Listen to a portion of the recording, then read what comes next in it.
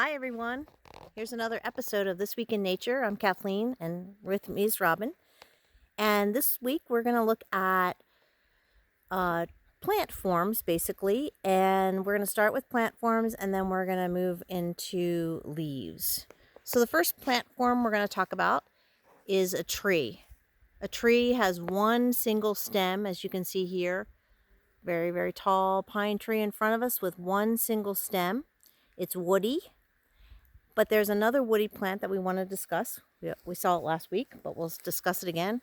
And that is the shrub. So we'll come over to our manzanita. And you can see that a shrub has many stems arising from the ground, rising from the ground. and they are woody, and they last all year long, and new leaves come out every year as a result as they grow. And So, yeah. The final type of plant we were going to discuss is herbaceous. And that would be non-woody plants. They're usually low to the ground. And I'm filming here some plants. This one's called lupin. It's kind of a lupin.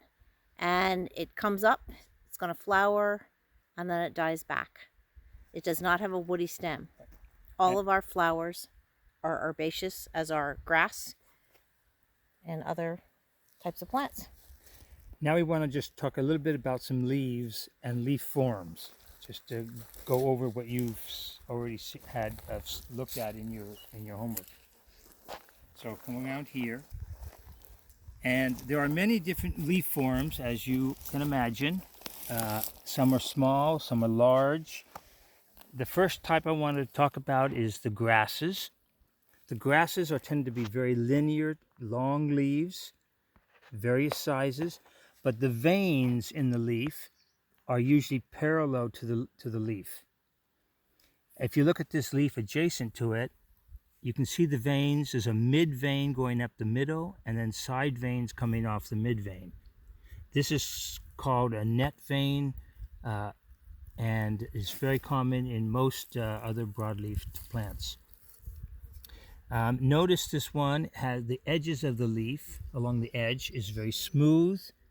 There are no teeth. If you look down here at this one to contrast it, you can see this one has a lot of edges that are toothed, and so that shows you some of the differences. Also up here we have a dandelion leaf, and again it has great large indentations along its margin, which are diagnostic and can help identify the plant. If you look a little bit further over, here's another leaf. This one here, it's very, very small little leaflets. It's actually pinnately compound. Each one of these little leaflets here it comprises of a bunch of other leaflets, and they're all along the main axis of the leaf. This is one leaf. It's a pinnate compound leaf. If you go to the next leaf, this is the lupin leaf that we looked at earlier as a herbaceous plant. And here, two things to notice. One is the stem is very, very hairy. You can see there's an ant walking around. And as are the leaves. And the leaf is palmate compound. That is, there's a bunch of leaves coming out of a central location of the leaf. If you come over here, first of all, we have here is an oak leaf.